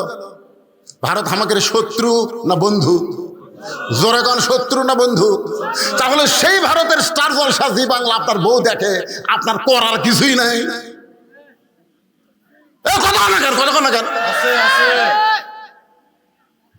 আপনি মুসলমানের বাচ্চা, আপনার ঘরে ভারতের চ্যানেল চলার কারণে হিন্দুকে পূজার মধ্যে হরি হরি লোলো বাসতেছে, আপনার করার কিছু নাই। তাহলে সরকারের বিরুদ্ধে যুদ্ধ করে না, বেটার বিরুদ্ধে, বইয়ের বিরুদ্ধে। আপনার একটা মেয়ে আছে 17 বছরের, হাইল পরে পরিমণির মতন ঘুরে বেড়ায়, আপনার করার কিছু নাই। কি করেন? আপনার মেয়েকে কোনোদিন বলেছেন যে মা, আল্লাহ নবী বললেন, ফাতেমা তুমি নবীর মেয়ে হওয়ার কারণে আল্লাহ তোমাকে জান্নাত দিবে, এইটা কখনো মনে করো না মা। জান্নাতে যদি যাবার চাও, তাহলে জান্নাতের আমল করে তোমাকে জান্নাতে যেতে হবে। ফাতেমা বলতেছে, বাবা আমি মনে করেছিলাম আপনি আল্লাহর বিশ্ব নবী, আর আপনার মেয়ে হওয়ার কারণে আল্লাহ হয়তো আলাদা একটা কি আলাদা একটা সুযোগ। দেখেন, নবীর মেয়ে বলতেছে আপনি বিশ্ব নবী, আর আপনার মেয়ে, আল্লাহ আমাকে আলাদা একটা সুযোগ দিবি না?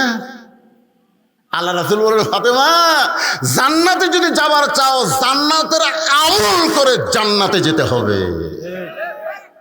ফাতেমা বললেন, বাবা তাহলে জান্নাতের আমল কি? আল্লাহ রাসূল বললেন, নামাজ, রোজা, বিয়ে হলে স্বামীর কথা মতো চলা, আর সতীত্বের হেফাজত, পর্দা করা। ফাতেমা নামাজ সবসময় পড়া লাগবে না, 24 ঘন্টায় 5 বার পড়লে হবে। রোজা সবসময় করা লাগবে না, সারা বছরে 1 মাস রোজা থাকলে হবে। স্বামীর খেদমত সবসময় করা লাগবে না, বিয়ে হওয়ার পরে স্বামীর খেদমত করা লাগবে। বিয়ের আগে কোনো খেদমত নাই, জোরে কোন কথা ঠিক কি না? আর আমাকে সালাশালিগুলো পার করতে বিয়ের আগে 14 ফেব্রুয়ারি পালন করে, জোরে কোন কথা ঠিক কি না? আর সতীত্বের হেফাজত, পর্দা, ফাতেমা, এইটার কোনো সময় নাই, এটা সব সময় আমল করা লাগবে। ও ফাতেমা, তুমি যদি পর্দা নিশি হতে পারো, বাকি 3টা আমল আল্লাহ তোমার জন্য সহজ করে দিবে। তুমি যদি পর্দা নিশি হবার পরও, বাকি 3টা আমল তোমার জন্য আল্লাহ সহজ করে দিবে। ফাতেমা বললেন, বাবা তাহলে এই মুহূর্তে আমি পর্দার মধ্যে ঢুকে গেলাম। আপনি বলেন তো, পর্দার মধ্যে যদি মোস্তাকের বউ থাকতো, তাহলে বাংলাদেশের কোনো সাংবাদিক কেউ ধরতো? এই যে বুড়া মোস্তাক দিয়ে চেংড়ি বিয়ে করছে, কথা কর না কেন? একটা বুড়া মোস্তাক বিয়ে করেনি, চেংড়ি। ওই চেংড়ি যদি বোরকার মধ্যে রাখতো, সবসময় পর্দার মধ্যে রাখতো, তাহলে সাংবাদিক যেত। পর্দার মধ্যে বুড়ি না ছড়ি কেমনি বুঝবি? তো শালা বুড়া বয়সে বিয়ে করছে, আবার বেয়া পর্দা করিলে ঘুরতেছে, ধরা খাচ্ছে, ধরে কথা কর না কেন?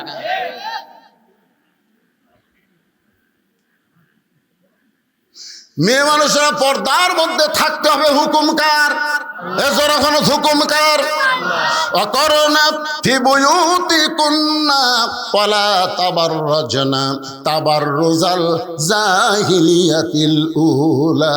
আব্দুল্লাহ বলতেছে, রে নবীর সাহাবীরা, আমার বাবা রাগ করে বলতেছে, আব্দুল্লাহ একটা কাপড় বাইতুল মাল থেকে পাইছিস, আর একটা কাপড় আমি তোমাকে দিবার আইছি, এই বিশ্বাস তোমার কেমনে হইল?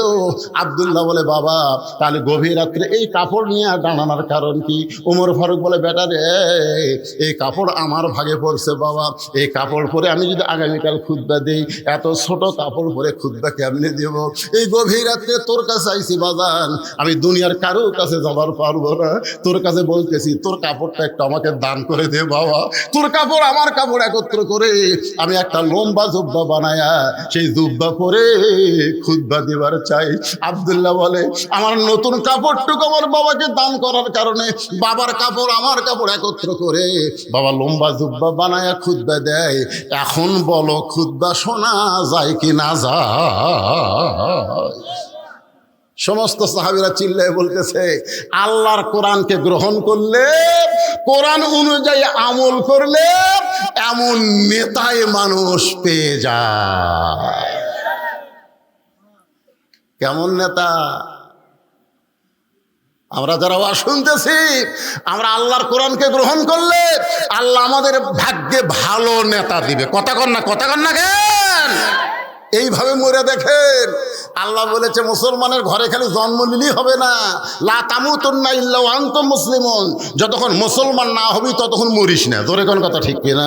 মুসলমান হয়ে যদি মরতে চায় তাহলে আল্লাহর কোরআনকে গ্রহণ করার দরকার আছে না নাই? আমার মায়েরা অনেকেই পর্দার অন্তরে বসে আছেন। আমি আমার মায়েদের জন্য সামান্য ওয়াজ করার পরে আবার ফিরে আসতেছি। আল্লাহর প্রশংসা করার কারণ হলো যে কোরআন থেকে আপনার তাফসির শুনবেন। যে আয়াতটা আপনাদের সামনে আমি তেলাওয়াত করেছি, এই আয়াতের উপরে একটু তাফসির করবো, শুনবেন না ভাই? আয়াতটা কি? যারা আলেম ওলামা তারা বুঝতেছেন, আমি আয়াতটা আর একবার পড়ি, আপনারা একটু শোনেন, শুনলেও সওয়াব আছে। আছে না নাই? ওয়াইজা কুরিয়াল কোরআন ফাসতামিউ লাহু আনসিতু লাআল্লাকুম তুরহামুন। এমন একটা কিতাব আল্লাহ যেটা শুনলেও সওয়াব। চুপ থেকে যদি আপনারা শোনেন যে কি বলতেছে, ইন্নামাল মুমিনুনা আল্লাযীনা ইযা যুকিরাল্লাহু ওয়াজিলাত কুলুবুহুম ওয়া ইযা তুলিয়াত আলাইহিম আয়াতুহু জাদাতুহুম ঈমানাও ওয়া আলা রাব্বিহিম ইয়াতাওয়াক্কালুন।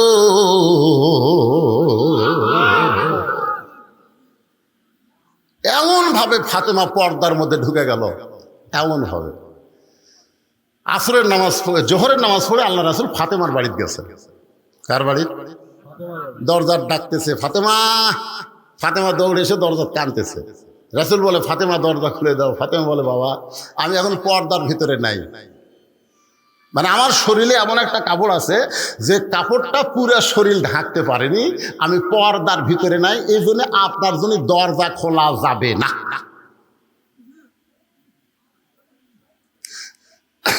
আল্লাহ রাসূল চলে গেলেন। আসরের নামাজের পরে নবীর মন আর সহ্য করতেছে না, নবী আবার ফিরে আসলেন। এসে বললেন, ফাতেমা একটু দরজা খোলো। ফাতেমা বলতেছে, বাবা আপনার কি ধৈর্য নাই? আমার পরনে এমন একটা কাপড় আছে যে উপর দিকে ঢাক পারে গেলে নিচের দিকে বার হয়, নিচে ঢাকলে উপর ঠিক মতো ঢাকে না। এইরকম অবস্থায় বাবার জন্যও দরজা খুলতে আমি শরম পাই। সঙ্গে সঙ্গে আল্লাহর নবী এক টানে গায়ের চাদর খুলে বললেন, ফাতেমা জানলার কাছে আয়। ফাতেমা যখন জানলার কাছে, নবী চাদরটা দিয়ে বললেন, মা এই চাদরটা দিয়ে তোর শরীর ঢাইকা তোর বাবার জন্য দরজা খুলে দে। ফাতেমা বাবার জন্য দরজা খুলে দিল। নবী তাকায় দেখে ফাতেমা এমন একটা ঘোমটা টানছে, ফাতেমার মুখটা পর্যন্ত দেখা যায় না।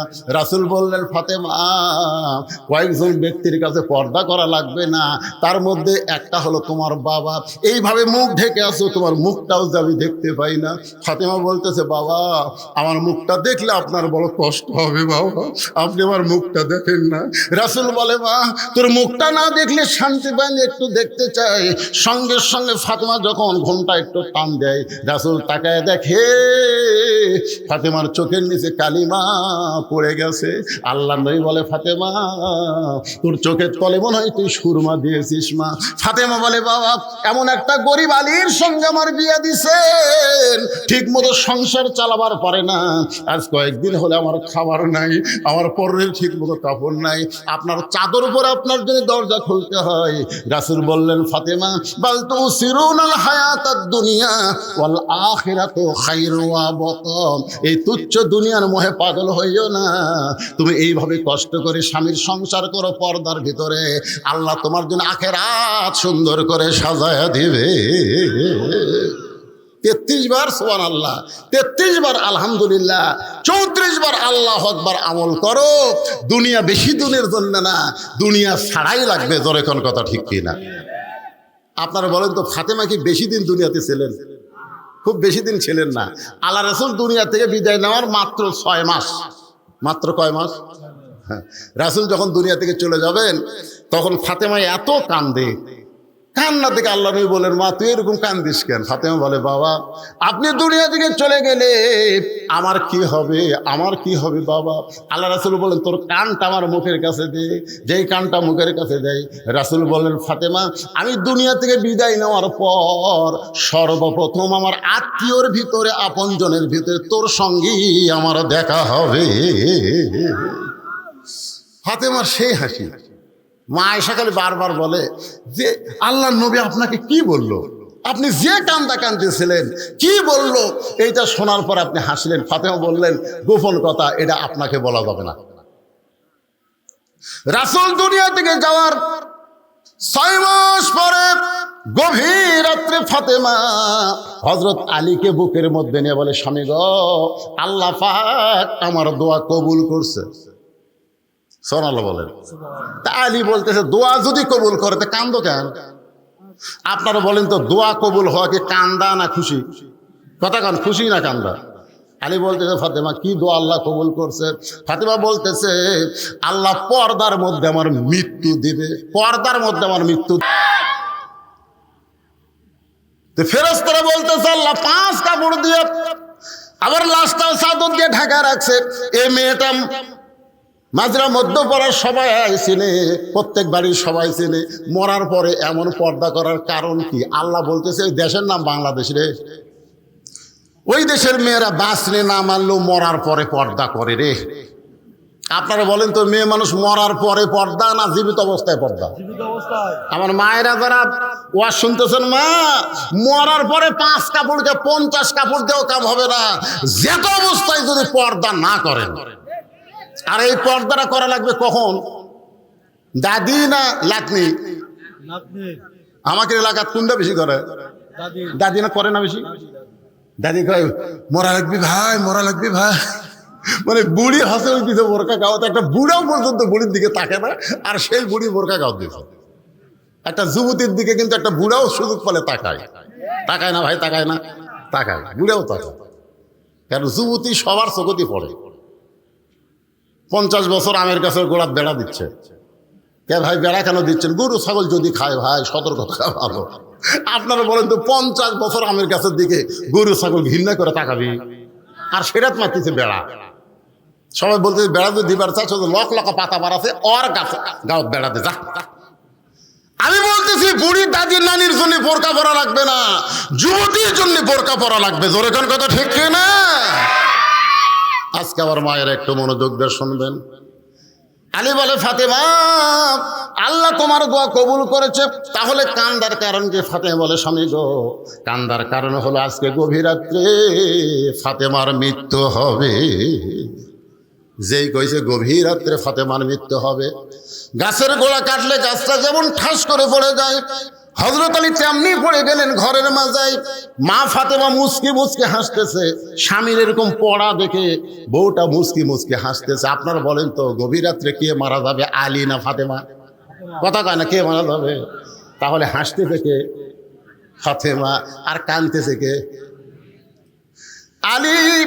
কান্না থেকে ফাতেমা মুচকি মুচকি হেসে বলে, আমি জানি আপনি হলেন পৃথিবীর সবচাইতে বড় আলেম, আমি জানি আপনি হলেন পৃথিবীর সবচাইতে বড় বীর, যা সাকারাতুল মাউত হাক্কুন, যত সত্য আছে তার মধ্যে একটা সত্য হলো মরা লাগবেই। জোরে কোন কথা ঠিক কি না?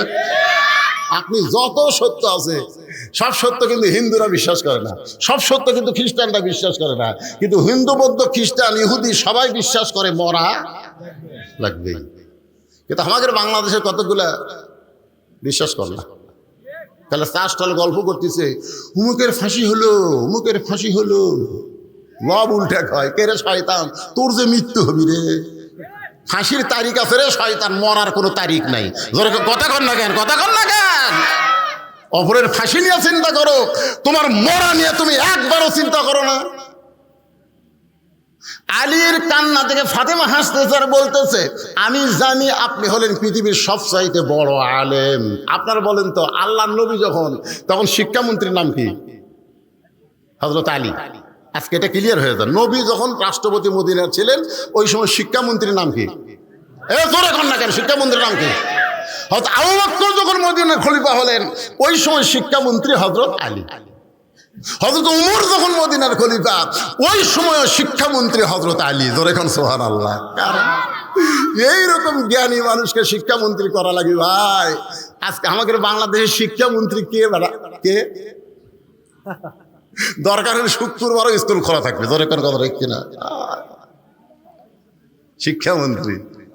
শিক্ষার নৈতিকতা না থাকলে আমাদের সন্তানগুলো আর মানুষের চরিত্র রাখবে না, ওদের চরিত্র হবে জানোয়ারের চরিত্র। জোরে কর কথা ঠিক না? প্রাইমারির ক্লাস শুয়ে পড়ে ব্যাগ কান্দত নিয়ে খাড়া হয়ে পেশাব করে। আমি বললাম, কে রে বেটা, এই বসে থাকে কর। কোন ক্লাসে পড়িস? শুয়ে পড়িস চাষা, তো কেমনে পেশাব করা লাগে, তোর স্যার তোকে শিখাইনি? ওকে চাষা দেখি খন প্রাইমারি পেশাবখানার যাই দেখি আমার স্যারই খাড়া হয়ে পেশাব করে, ওর সারি খারাপ পেশাব করে, উনি সেই শিক্ষা গ্রহণ করতেছে। আর সেই শিক্ষার শিক্ষামন্ত্রী আজকে আমাদের বাংলাদেশের সন্তানগুলো ভবিষ্যতে কি হবে চিন্তা করার দরকার আছে না নাই? জোরে কোন আছে না নাই? শিক্ষামন্ত্রী হযরত আলী। আল্লাহ রাসূল বলেন, আনা মাদিনাতুল ইলমি ওয়া আলী বাবুহা, আমি হচ্ছে ইলমের শহর, আলী হচ্ছে তার দরওয়াজা। আপনি এত বড় জ্ঞানী হয়ে, এত বড় বীর হয়ে মরার খবর শুনে আপনি এমন করে কাঁদতেছেন কেন? কারণ আসলে যাইতে হবে। এ কথাটা সবাই বিশ্বাস করে সুন্দর করে সুরে সুরে বলেন, যাওয়া কিন্তু লাগবে। তাহলে সবাই বলেন আসলে। আল্লাহ, কারা কারা বলতেছেন আল্লাহ? আচ্ছা, এই কথা কি মিথ্যা না সত্যি? তাহলে একটু জোরে কর না কেন? আপনার কান্দের ফেরেশতারা ওরা কি মনের খবর জানে? তাই আপনি জোরে বললি তোরে লিখবি। আসলে কবে? আচ্ছা, যাওয়ার যে বিষয়ে যাওয়ার তারিখ নাই, তাহলে আমাদের যে সাইজ বর্তমানে, এই সাইজে যদি আমরা মরি ভাই, আপনি বলেন তো, কোনো বেনামাজি যদি মরে যায়, ওই কবরত যাওয়ার পরে প্রথম প্রশ্ন কি হবে? আপনারা এগুলো জানেন না? বেনামাজি মরিছে, মুনকির নাকি যা বলতেছে, মান রব্বুকা, তোর রবকে? না না, বেনামাজি। বেনামাজি যা পিতন খাবি ভাই। আর নামাজি যখন কবরে যাবে, মুনকির নাকির যখন বলবে মান রব্বুকা, তোমার রবকে, ওই যাক প্রশ্ন করতেছে আল্লাহ, তার চোখে ঘুম দিয়ে দিবি, ওই ঘুমের থেকে চেতনি পাবি না। মুনকির নাকির প্রশ্ন করতেছে মান রব্বুকা, তোমার রবকে, এমন সময় নামাজ খাড়া হয়ে বলবে, এই মুনকির নাকির, দুনিয়ার কষ্টের জীবন শেষ করে কবরে একটু আরামের ঘুম পাড়তেছে, কিসের প্রশ্নটা? তো কই ভাই আপনি কে? এটা আরামে লাট সাহেব ঘুম পাড়তেছে, আপনি কে ভাই? আমি নামাজ। নামাজ মান রব্বুকা প্রশ্ন করতেছিস, এই সারা জীবন কয় ওয়াক্ত নামাজ পড়ছে হিসাব দে। মুরগি নাকির আমার কাছে তো ক্যালকুলেটর নাই, তো ক্যালকুলেটর নাই তো মান রব্বুকা প্রশ্ন করিস? যতবার মসজিদের মধ্যে ঢুকছে নামাজের নিয়ত করে এই লোকটা বলছে আলহামদুলিল্লাহি রব্বিল আলামিন। যখনই রুকুত গেছে সকলে বলছে সুবহান রাব্বিয়াল আযীম, সেজদা দিয়ে বলছে সুবহান রাব্বিয়াল আলা। তো দুনিয়াতে এতবার রব রব করে কবরত কেবল ঘুমাইছে, আর আবার রব। মুনকির নাকির কয় আল্লাহ, তোমার বান্দাকে মান রব্বুকে প্রশ্ন করার পরে নামাজ যে গর্ব আছে, আল্লাহকে যে নামাজ যে কবরে আইছে তার সব উত্তর হয়ে গেছে। জোরে করে সুবহানাল্লাহ, জোরে করে সুবহানাল্লাহ। আর যারা বেনামাজে মরতেছেন, কি মন খারাপ করতেছেন? মসজিদের উন্নয়ন মানে খালি মসজিদ, রে কি করে ফেলা দিতে রে, কলজা শান্তি রে, 201 গম্বুজ মসজিদ রে। আমার এলাকার ছেলেরা হাইস মাইক্রো ভাড়া করে দেখবার গেছিল টাঙ্গাইলের গোপালপুরে। আশা করি হুজুর দেখছেন আপনি সেই মসজিদ হুজুর, আমরা ছাদের উপরে যা গম্বুজ গুনছি হুজুর 201টা। হায় হায় মসজিদ দেখে কলজা শান্তি হুজুর। বারবার যখন এই কথা বলতে আমি বললাম ভাই তোর গেছিল কয়টায়? সকাল 11টায়। ওখান থেকে মসজিদ দেখে ফেরত আসি কয়টায়? বিকাল 3টায়। তার মধ্যে যে একটা নামাজ গেল জোহরের, সে নামাজের খবর কি? তখন কয় হুজুর আমরা তো দেখবার গেছি হুজুর। সাপাত জুতের বাড়ি মারা দরকার, জোরে কর কথা ঠিক কিনা? আপনারা কোন তো মসজিদ দেখার জন্য সরকার বানাছে?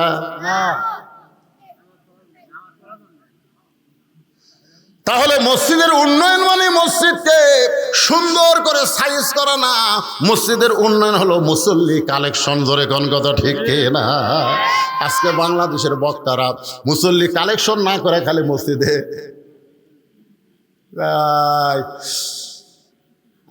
এসি করা লাগতেছে হুজুর, ফ্যান দেওয়ার হচ্ছে না। কি করা লাগতেছে? কথা কয় না কেন? এসি করা লাগতেছে। যখন কমিটির সমস্ত লোক বসে মসজিদে এসি কেনার চিন্তা করতেছে, এমন সময় মুয়াজ্জিন সাহেব আর ইমাম সাহেবের মন খারাপ। তখন সবাই বলে ইমাম সাহেব, মুয়াজ্জিন সাহেব আপনাদের মন খারাপ কেন?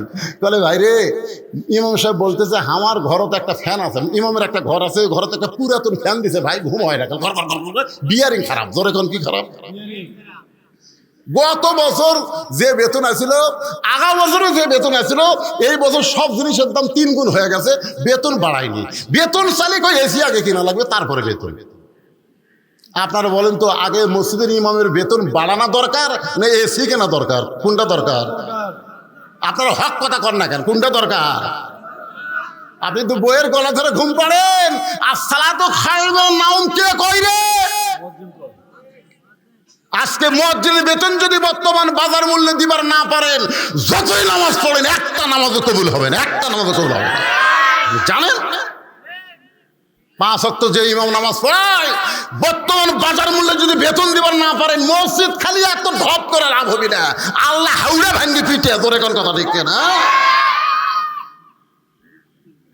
ভালো ইমাম নিয়ে আসেন, ভালো খতিব নিয়ে আসেন, ভালো মুয়াজ্জিন নিয়ে আসেন। আমাকে এলাকার এক মুয়াজ্জিন আযান দিবার গেলে কুত্তে এসে লোক মাঝে, মানে যে মুয়াজ্জিন আযান ধরে কুত্তে জানলার কাছে মুয়াজ্জিন আযান দেয়, কুত্তে এত গরম কেন? আমি একদিন মুয়াজ্জিনকে বললাম, কে ভাই কি? তো খুবই সমস্যা হুজুর, এই আযান দিবার আসলে কুত্তে এসে লোকমা দেয় করে। আমি বললাম মুয়াজ্জিন তুমি জানো তোমার দাম কত? বলে হুজুর আমার দাম কেমন? আমি তখন কোরআন থেকে একটা আয়াত তেলাওয়াত করলাম, ওয়ামান আহসানু কওলাম মিম্মান দাআ ইলাল্লাহ ওয়া আমিলা সলিহান ওয়া ক্বালা ইন্নানি মিনাল মুসলিমিন। মুয়াজ্জিন কয় হুজুর এই আয়াতটা আল্লাহ কি আমার জন্য নাযিল করছে? আমি বললাম যারা আল্লাহ রাস্তায় দাওয়াত দেয়, সবচাইতে বড় দাওয়াত হলো আযান দেওয়া, তার সাথে উত্তম ব্যক্তি আর কেউ নাই। কিন্তু যে ব্যক্তি দাওয়াত দিবে সে দাওয়াত অনুযায়ী তাকে আমল করা লাগবে। ও মুয়াজ্জিন সাহেব, কুত্তা করার কারণ হলো তুমি সত্যি করে বলো তো, তুমি তো মসজিদে আযান দাও, তোমার ছেলেমেয়েরা কি নামাজ পড়ে? মুয়াজ্জিন বলতে হুজুর আমার 2টা আইডিয়া আছে হুজুর, এই শালা আইডিয়ার আছে এতই পায় না। আমি বলি এই জন্য কুত্তে এসে লোকমা দেয় যে মুয়াজ্জিন আগে তোর বেটাক চেতন করে তারপরে মসজিদে আয়। জোরে কোন কথা ঠিক কিনা? মুয়াজ্জিন মানে আমরা সবাই মুয়াজ্জিন। এক মুয়াজ্জিন মসজিদে আযান দেয়, আর প্রত্যেকটা বাড়ির বাবা তার সন্তানের বলা লাগবে হয়তো মুয়াজ্জিনের আযানের চেতন পাবি না, কারণ আর্জেন্টিনার খেলা দেখে 3টা পর্যন্ত। জোরে কোন কয়টা পর্যন্ত? 3টা পর্যন্ত খেলা দেখে আমার চোখত ঘুম নাই। যেই মাত্র খেলা শেষ হয়ে গেছে ওই এমন ঘুম দিছে ভাই, শীতকালে হচ্ছে খেলা, ওই খেলার সময় যখন মুয়াজ্জিন ফজর আযান দেয়, ওই আযান শুনে আপনার ছেলে বিরক্ত হয়ে ওই ল্যাপটা মাথার উপরে দেয়। ল্যাপটা যখন মাথার উপর দেয় তখন পাও তো বার হবে, ওই পাও টানে আনা বুকের সঙ্গে ল্যাপটা ধরে থাকে। আপনি বাবা জানলে তো তাকায় দেখতেছেন ল্যাপের মধ্যে মনে হয় চাউলের বস্তা ঢাকা থাকে, মাথাও নাই পাও নেই, আমার পাটা গেল কোথায়? 3টা পর্যন্ত হইচই করে খেলা দেখলো, আর আজানের সময় পাটা কুটি রে। বিলাই যেমন ইন্দুর ধরে, বাপটা চুপ চুপ করে পাঁঠার কাছে গেছে, যাইয়া যেই ল্যাপ টান দিছে ভাই,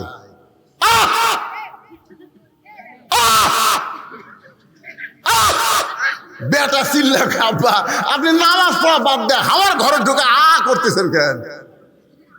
করার কারণ হলো তোর সাইজ আর সকাল হলে সাইজ থেকে কুত্তার সাইজ একই সাইজ রে, তোর বেটা না কুত্তা রে? আপনি বেটা কুত্তা করছেন আব্বা, শয়তান। 3টা পর্যন্ত খেলা দেখিস, মেসি কিভাবে পাস করে গোল করে ওইটা তুই কবার পারিস, নেইমার কি করে গোল করলো সেইটা কবার পারিস, আর শালার বেটা শালা মসজিদের আজান দেয় তুই চাদর মাস লাগে।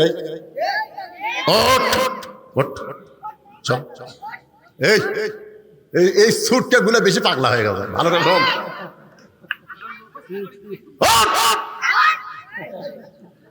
গোসল করবো না উজু করবো, কোনটা করবো কর, কারণ এখন দুটাই বলে করবে।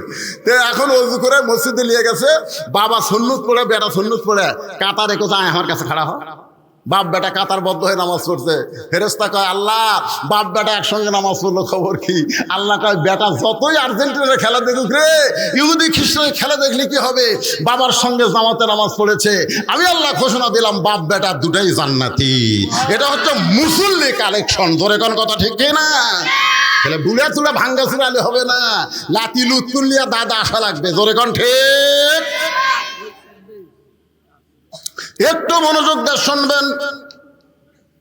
ফাতেমা ডাকতে বলে স্বামী গো, এই দুনিয়ার সবচাইতে সত্য কথা হলো আসলে যাইতে হবে, জোরে কোন আসলে যাইতে হবে। ওগো স্বামী, আমি চলে যাওয়ার পরে আমার 3টা চাওয়া আপনাকে পুরা করা লাগবে। 1 নম্বর চাওয়া হলো রাতের অন্ধকারে আমাকে দাফন করবেন, আমি রাতের বেলা মরে যাব আর দিনের বেলা কবর দিবেন, তাহলে আমার পর্দার খেলাপ হয়ে যাবে, রাতের অন্ধকারেই আমাকে দাফন করবেন। আমার 2 নম্বর চাওয়া হলো আমার কোনো জানাজার ব্যবস্থা আপনি করবেন না। আমার 3 নম্বর চাওয়া হলো আমার লাশটা কিন্তু খাটনিতে তুলবেন না, আপনি কান্দে করে নিয়ে ওই জান্নাতুল বাকির পূর্ব কোণায় সবুজ রঙের একটা বাতি জ্বলবে, ওই বাতি বরাবর আমাকে দাফন করবে। হযরত আলী গভীর রাতে ফাতেমাকে দাফন করার পরে আল্লাহর কাছে কাঁদতেছে আর বলতেছে আল্লাহ পর্দানিশী ফাতেমাকে তুমি কবুল করে নাও। দোয়া করার পরে তাকায় দেখে সামনে কয়েকটা পুরাতন কবর দেখা যায়, এই মাত্র ফাতেমার কবর দিছে, সেই নতুন কবর আর নাই। গোটা জান্নাতুল বাগে হযরত আলী দৌড়ায় বলে এখনই কবর দিলাম ফাতেমার, সেই কবরটা গেল কোন জায়গায়? আল্লাহর বলে আলী রে, ফাতেমা হলো পর্দানিশী, আমি আল্লাহ জোহরা ডিগ্রি দিয়া ফাতেমার কবরটাকে কিয়ামত পর্যন্ত পর্দা করে দিয়েছি। আমার মায়েদের জন্য আমার ওয়াজ শেষ। মায়েরা আপনারা যখন বেদার হন না, আপনাকে 1 নম্বর ওয়াজ হলো পর্দা, ধরে বলেন নাম কি? মায়েরা যদি পর্দার মধ্যে থাকে, ওই পর্দার মধ্যে মায়েরা কোনোদিনও বলবি না আমি সিজার কর্ম, আমি সিজার কর্ম, এটা কোনোদিনও করি না।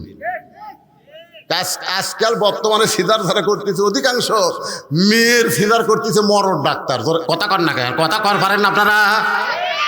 একটা পর্দানিশী মা গিয়ে বলবো মরে আদামুরে নর্মালে বাচ্চা নেব, সিজার করবো না। এই যে সামনে গুলো বসে আছে বুঝলেন, এত পেঁচাল পাঠতেছে কি জন্যে? না না সবগুলা লয় সিজার বুঝলেন আপনি। দেখবেন বড় ডাক্তার, যত বড় বড় ডাক্তার বাংলাদেশে আছে তাদের বাচ্চা কোনোদিন সিজার করে বইয়ের হয় না, কারণ ডাক্তার জানে সিজার করলে মায়েরও ক্ষতি বাচ্চারও ক্ষতি। এই জন্য বড় ডাক্তারের সন্তান সিজার লাগে না, বইয়ের সিজার লাগে না। 2 নম্বর হচ্ছে মৌলানাদের বাড়িতে কোনোদিন মিলাদ হয় না, ওরা পরের বাড়িতে পড়ায়, নিজেদের বাড়িতে হয় না। আর 3 নম্বর হলো পীরের বউ কোনোদিন মুরিদ হয় না, কারণ পীরের বউ জানে আমার পীর মাঝে মধ্যে মুরিদের বইয়ের দিকে চোখ মারে, এই শয়তান হাতে কে মুরিদ হবে? আপনি খোঁজলে দেখবেন একটা পীরের বউ মুরিদ হয় না। তাহলে কয়টা কথা বললাম? 1 নম্বর কথা হলো ডাক্তারের বইয়ের সিজার লাগে না। সিজার করলে সন্তান হওয়ার আগেই সন্তানকে পেট কেটে বার করে, ওই সন্তান দুনিয়াতে আসার পরে যখন কান্দাকান্দি করে দোয়া দরুদ দেওয়ার কান্না থামে না, মোবাইল চালু করে কান্না থামান লাগে, জোরে কোন ঠিক না? ওই খাবার বসে খায় না, মোবাইল চালু করে দিলে তারপরে খায়। এরা হলো সিজার করা, জোরে কোন কি করা? এই সিজার করবে না পর্দানিশী মা। আমার মায়েরা যারা পর্দায় আছেন গো, নরমালে বাচ্চা নেবেন, কি বলবো প্রসবের কথা, মা বিনে সেই ব্যথা কেউ তো বুঝিবে না মাজন, ঠিকিয়া সন্তানের দায় অকালে মা মারা যায়, কেন সে মায়ের ভক্তি করবা না। এখন চলে আসি আমরা যে আয়াতে কারিমা তেলাওয়াত করলাম। আল্লাহ বলতেছেন মুমিন কারা, মুমিন কারা, ইন্নামাল মুমিনুনা আল্লাযীনা, মুমিন কারা, পাইকারা হারে সবাই কিন্তু মুমিন না। মুমিনদের বৈশিষ্ট্যের মধ্যে এক নম্বর বৈশিষ্ট্য হলো ইজা যুকিরাল্লাহু ওয়াজিলাত কুলুবুহুম, যখন তারা আল্লাহর জিকির, ভাই এই কোরআনের আয়াতের তাফসীর শুরু হয়ে গেছে, যখন তারা আল্লাহর জিকির করবে, এই জিকির করার কারণে তাদের অন্তরের মধ্যে তড়পড়ানি শুরু হবে। বর্তমানে জিকির করলে শরীর কাঁপে না অন্তর কাঁপে? আপনাকে এলাকার জাকের বাটি নাই? এখানে আল্লাহ কি বলতেছেন? ওয়াজিলাত কুলুবুহুম, এমন একটা জিকির আল্লাহর কোরআন, যেই জিকিরে অন্তরের মধ্যে প্রশান্তি হয়, অন্তরের মধ্যে তড়পড়ানি হয়। আর এখন বাংলাদেশের জাকের পাটি জিকির করতেছে, আমার দয়াল বাবার দরবারেতে কেউ ফিরে না খালি হাতে, মারতেছে না, মনে হয় ইয়া টানতেছে। আয় হায়, আবার দুই একটা পীর সাহেবের এলাকা ইয়া দেখলাম, জিকির করতে করতে মুড়ি দৌড়ে যায়, পীর ওপারে ফেলে দেয়, খালি ন্যাংগটি পড়া না থাকলে পীর ন্যাংটা হয়ে যেত। তোর এখন কথা ঠিক কিনা? হায় হায়, আবার দুই একটা দিকে জিকিরের ঠেলার ভাইরে এরকম খুঁটি বয়ে বয়ে সামিয়ানার উপর চলে যাচ্ছে। আয় হায়, আল্লাহ বলতেছেন ইজা যুকিরাল্লাহু ওয়াজিলাত কুলুবুহুম, কোরআন এমন একটা জিকির, যেই জিকিরের কারণে তোমার অন্তরে প্রশান্তি তড়পড়ানো শুরু হবে। তুমি নিয়ত করবে এই দুনিয়াতে যদি চলি বলি একমাত্র কোরআন অনুযায়ী চলবো, দরকার হয় কোরআনের আইন, কোরআনের দল করতে গেলে মরণ হয়ে গেলে মরে যাব, তারপরেও আল্লাহর কোরআন ছাড়বো। আজকে সেই নিয়ত আছে। আল্লাহ রাসূল বলেছেন মান সাআলাল্লাহু তাআলা, এই হাদিসটা ভালো করে শোনেন, মান সাআলাল্লাহু তাআলা আশ-শাহাদাতা বিসিদকিন বাল্লাগাহুল্লাহু মানাজিলাশ শুহাদা ওয়া মাতা আলা ফিরাশিহি, রাওয়াহুল বুখারী কিতাবুল মাগাজি। এই কোরআনের দল কোরআনের আন্দোলন করে আর নিয়ত করে বাংলাদেশে কোনো একদিন কোরআনের আইন দিয়ে চলবে, এই নিয়তে ইসলামী আন্দোলন করে। তাদের নিয়ত আছে আজ না হোক আগামীকালে একদিন না একদিন বাংলাদেশে কলেমার পতাকা পথ পথ করে উড়বে। এই নিয়তে যারা দল করে কার? আল্লাহ বলতেছে ওই মাতা আলা ফিরাশিহি, সে যদি নিজের বিছনায়ও মরে যায়, বাল্লাগাহুল্লাহু মানাজিলাশ শুহাদা, এই কোরআনের আন্দোলন করার কারণে হাসরের ময়দানে আল্লাহ তাদেরকে শহীদদের কাতারে দাঁড় করায় দিবে। ওয়াইযা তুলিয়াত আলাইহিম আয়াতুহু যাদাতুহুম ঈমানান, এই কোরআনের আলোচনা শুনলে তাদের ঈমান বেড়ে যাবে। তাদের ঈমানটা বলবে আমরা দুনিয়াতে থাকার জন্য আসি নাই, যাওয়ার জন্যে। ভাই শোনেন, আমি বেশি রাত করব না তো, গরমের দিন তাড়াতাড়ি শেষ করবো, একটু মনোযোগ দিয়ে শেষ কথাগুলো না শুনতে বুঝতে পারবেন না। আপনারা বলেন তো, যেখানে থাকতে পারবো না সেটার দিকে আমাকে নজর বেশি, না যেখানে যাওয়া লাগবে সেদিকে আমাকে নজর বেশি? নজর বেশি। আপনি খালি এইরকম এখন বলে কি দেখতে তোর ভাই, 5 তলার ভিত দিছি রে, 3 তলা হচ্ছে ভাই, 4 তলার জন্য রড বার করে থুছি।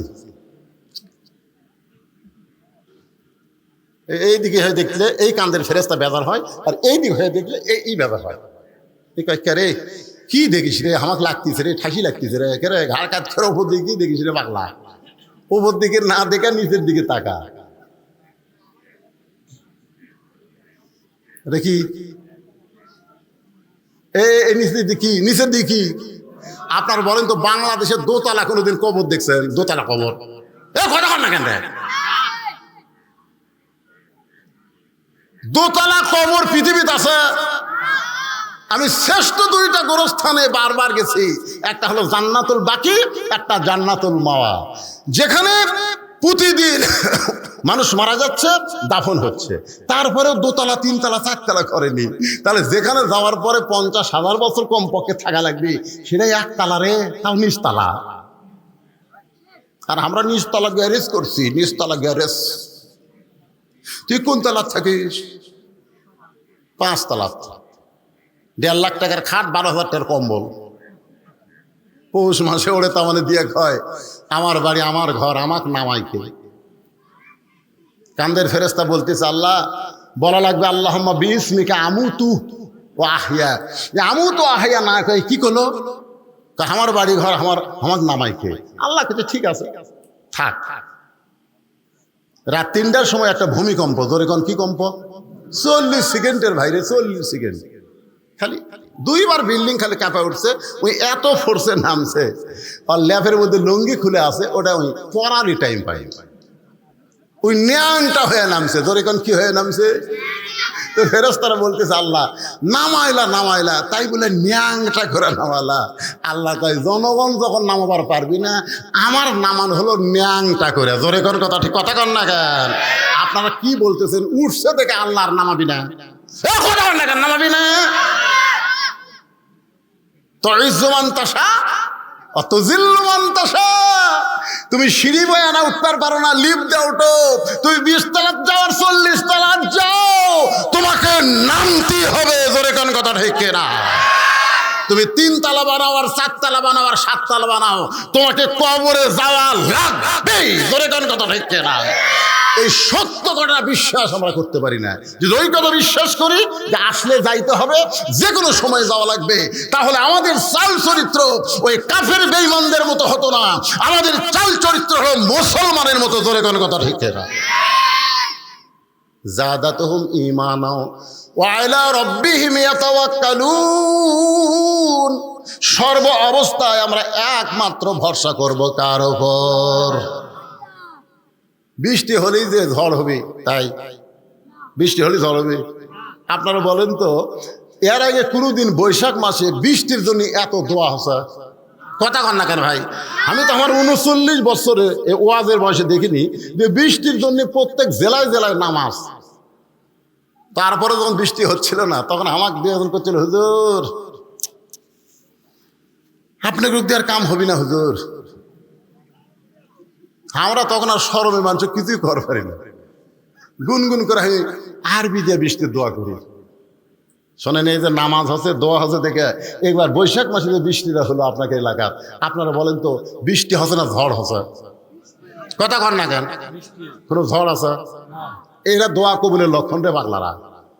এর আগে বৈশাখ মাসে মেঘ করলে আগে বাতাস হবি, ঝড় হবি, আম ফালাবি, আমের ডাল ভাঙবি, তারপরে পাথর হবি, তারপরে বৃষ্টি হবি। জোরে কথা কন না কেন? এ বছর কোনো ঝড় আছে? বৈশাখ মাসের কয়দিন আছে?